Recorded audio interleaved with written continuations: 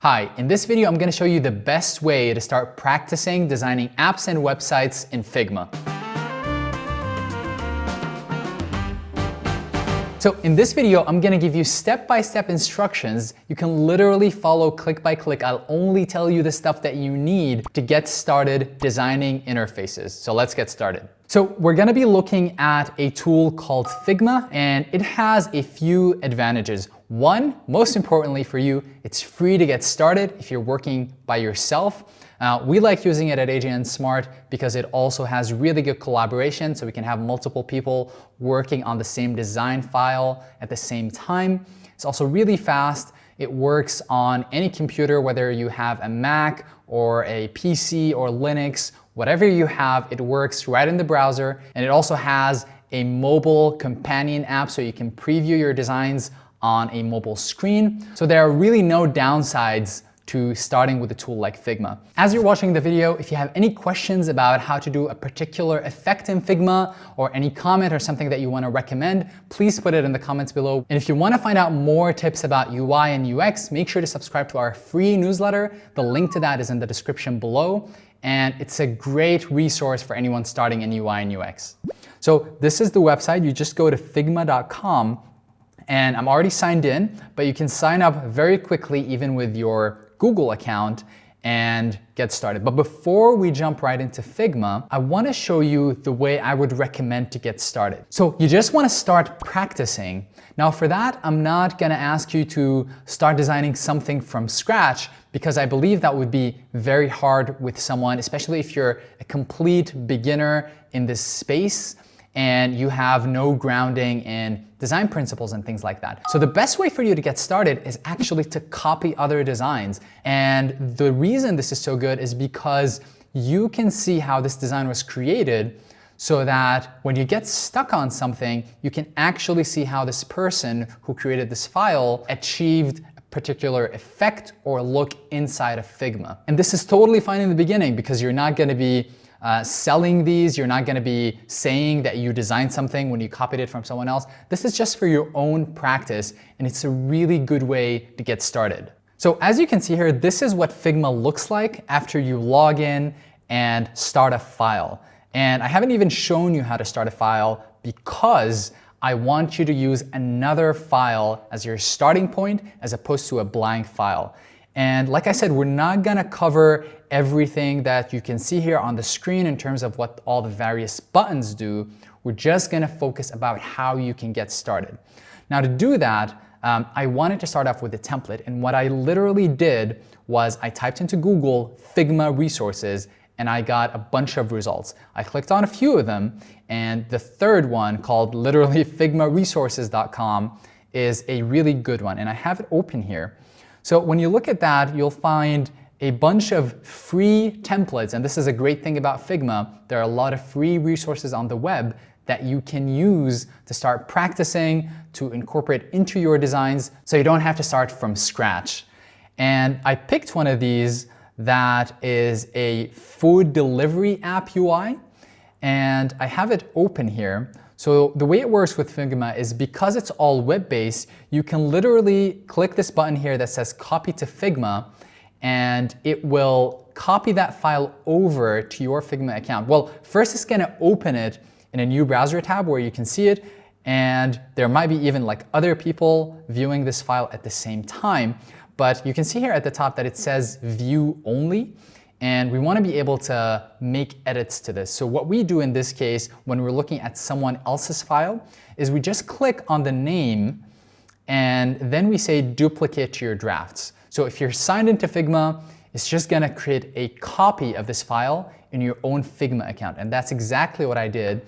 And I have it open in this tab right here. So you can see it no longer says view only like it says in that tab, and I can start editing this. All right, so now we have a copy of that file that we're going to use as our starting point. So in Figma, as you can see, I can just scroll up and down to see the different screens in this file, and I can very easily rearrange them. You'll notice that in the original file, they were placed side by side, and I have more of a vertical arrangement, and I can just do that by grabbing the title and moving it around with my mouse cursor like that.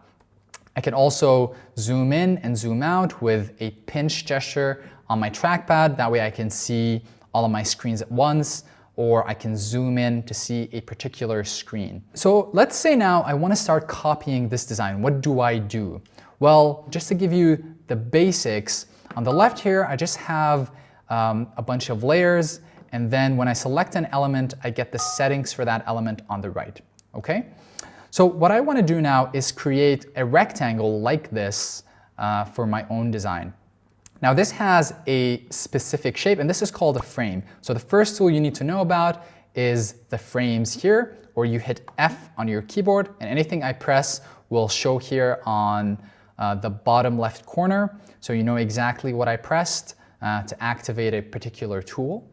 And then I can start drawing a size, but now I don't know how to get the exact same size as this. And so what I'm gonna do is I'm gonna delete this, and I'm gonna click on this screen that exists already. And if I look at the frame here and I click on that, it shows me that this is using an iPhone 11 Pro Max, right?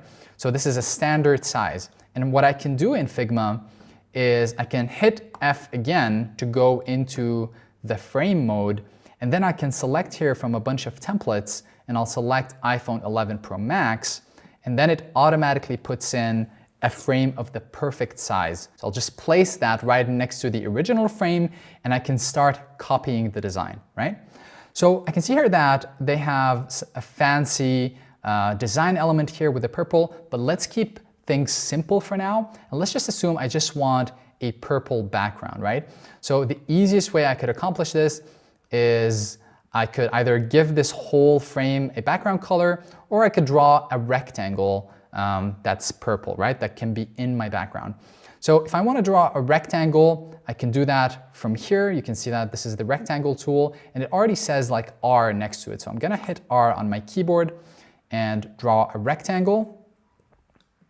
Right, so I don't want it to take up, I don't need it to take up the whole screen. This is fine. Now I can see by default this is purple, so I'll click on it and see here, like I said, whenever I select something, the settings for that element will be on the right. So I'll see here that here's the gray color, and I don't want it to be gray. I want it to be that purple, so I can either try to change things here, or I can use the eyedropper. And this is something that you might already know from something like Photoshop if you've ever used a image editing tool or anything like that. So I'll use that, and I'll pick just this color, right? So this is good enough for now. Next, I want to create this card. So this is just another rectangle essentially, right? So I'll just draw another rectangle here and try to have it to be approximately the same height.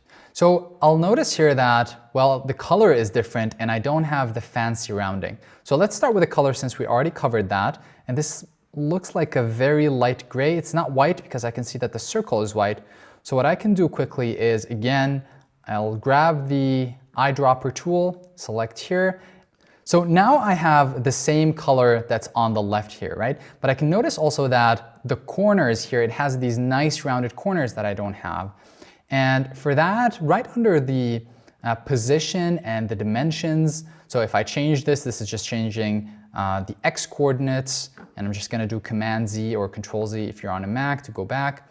And these are the Y coordinates. And by the way, I can change these by clicking and dragging. You see the cursor turns to this sideways arrow, and I can click and drag left and right to change these values, or I can type them in, right? I can also change the width and the height.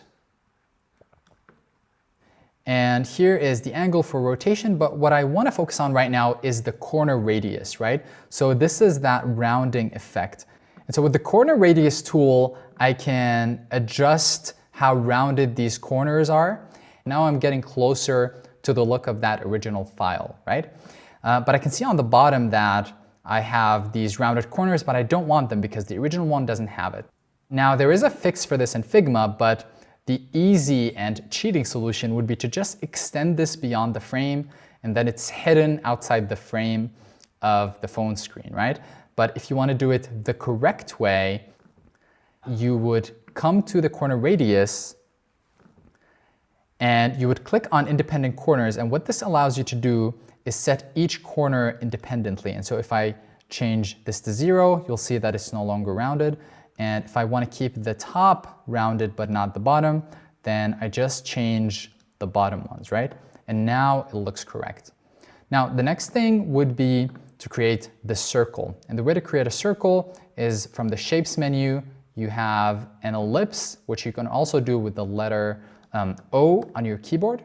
Now, by default, you'll be able to draw kind of a circle with any aspect ratio, but if you want it to be a perfect circle, all you need to do is hold Shift on your keyboard as you're dragging, and it'll just be a perfect circle.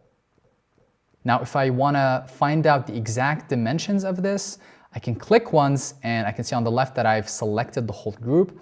I can double click again, and I still see that I haven't selected the circle. I keep double clicking, and now I have the circle, and it shows me that it's 104 by 104. So I'll go here and change the dimensions of my circle here, and I'll type 104, and now I have something with the exact dimensions. Now I want to know where to place this, right? How high should it be? Because I don't know a lot about spacing right now, and I just want to copy what the person did.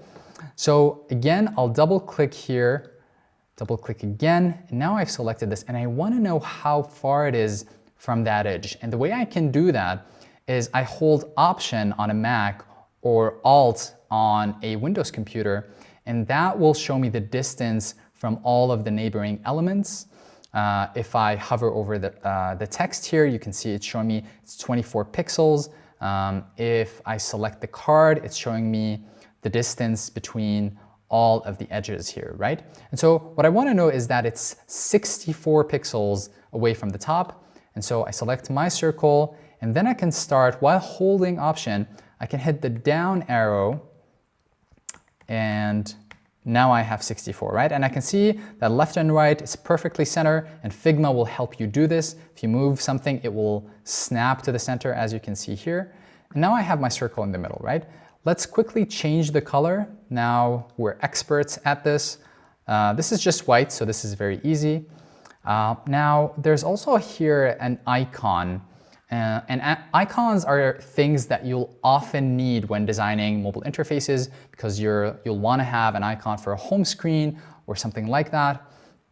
And you can literally Google free Figma icons, and again, you'll have a result from Google that says here are 460 free icons. And this is also a Figma file. So I can literally come here. This is a Figma file. I just hid the interface here by right-clicking. You can hide the interface. And I can come here and select an icon. Let's say I want to copy this one. I literally just use the copy shortcut, which is Command-C or Control-C. I come back to my file, and I paste that element, right? So now I have that icon. And Figma also helps you with positioning. It automatically centers things as you're moving them around. So if I resize this without any modifier keys, it might distort the image. So I'll do Command-Z, and what I'll do instead is hold Shift, like we did with the circle. That way it'll always resize perfectly.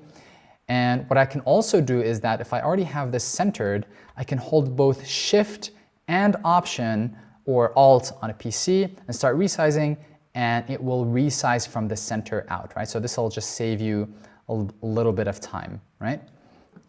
So now I have my icon, or I can alternatively just grab this icon, double click, and double click again, and now I've selected this icon. I can delete the one that I already have and paste it here. And now I have that same icon. So it's really important for you to have a place to go to find icons. And this one that I found here, I literally found it in 3 seconds. So I'm sure there are other free icons because this might not have everything that you need. And another thing that would be very handy for you is somewhere to get free images to use in your designs, because as you can see here, those will come in very handy in a lot of applications. And so let's say that I wanted to get an image here instead of this a blank color since I can't do this fancy effect yet, and we don't want to focus on fancy effects just yet, right? So one good website is called Unsplash, and I just typed delivery in search, and I found this image here. And with Figma, it's very easy to paste in an image.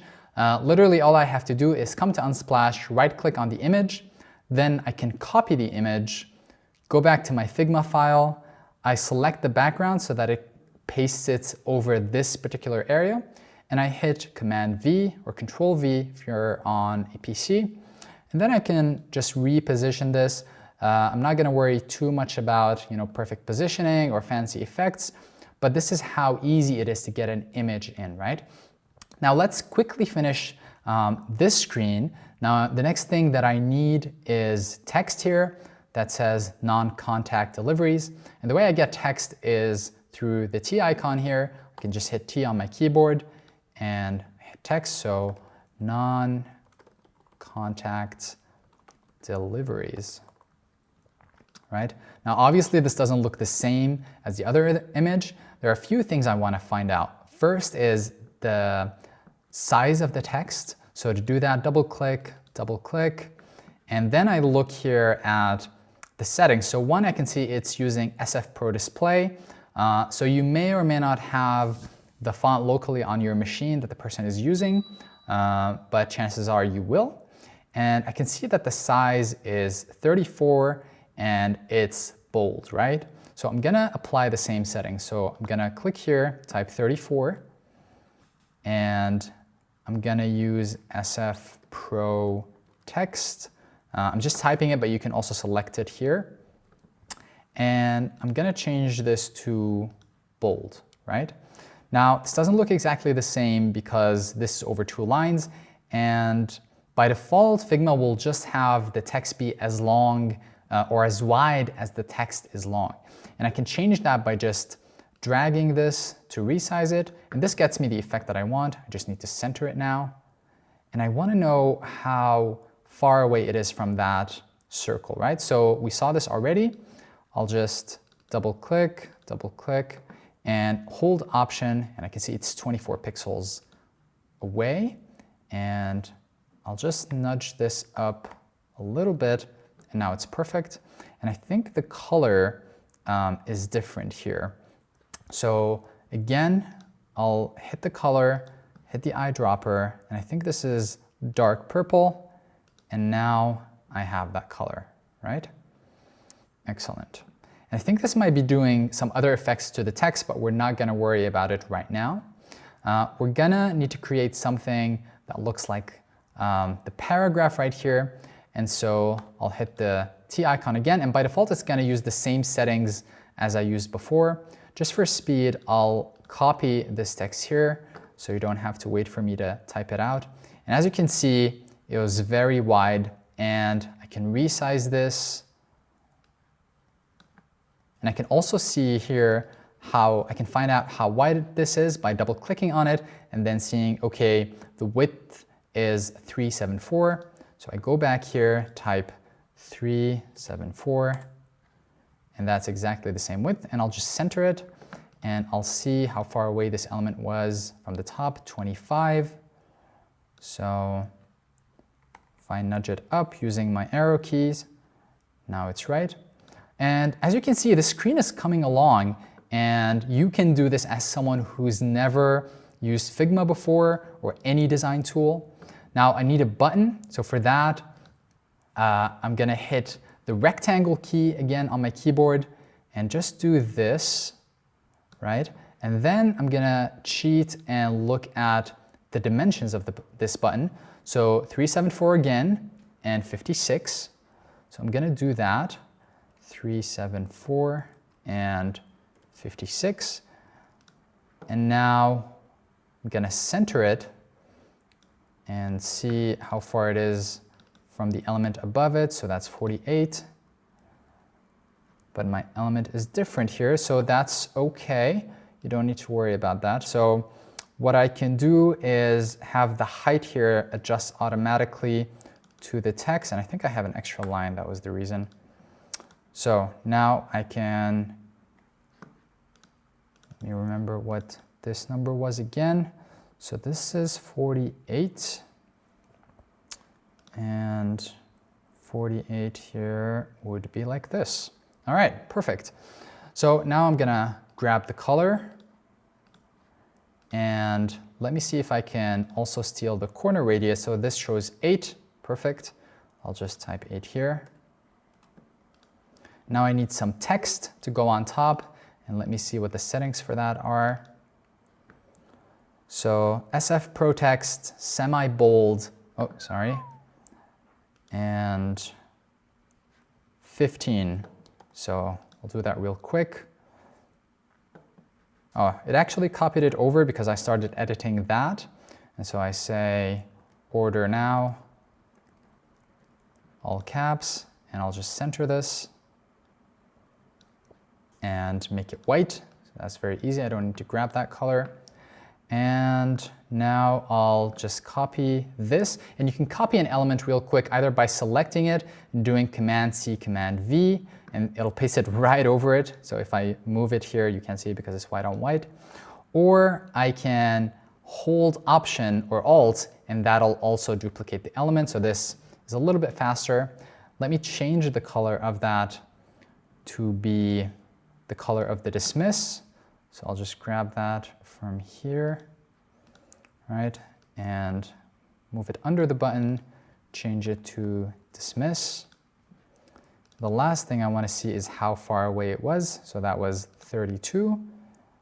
And, oh, sorry, no, from the button, it's 32. And there.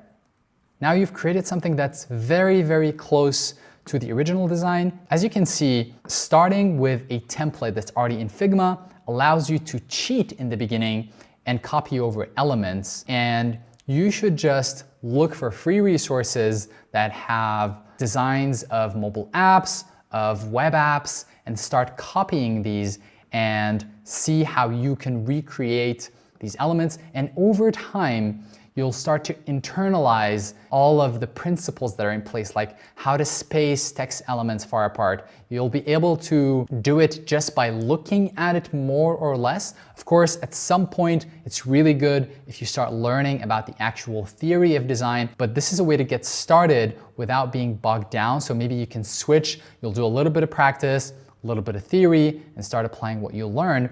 But this is one way to get started without knowing any theory and just by copying existing designs. Now, the next step from this would be to start designing things in Figma when you're comfortable with it, and you can pretty much recreate everything that you see. So you might see an app that you like that's not already created in Figma. So maybe you look at Instagram or any other app that you like, or TikTok or anything, and you can start designing that in Figma. And when you get stuck, you Google it, you find out how this fancy effect was created, or you can Google, can I do, X or Y in Figma? Can I play a video in Figma, for example, if I want to do something like TikTok?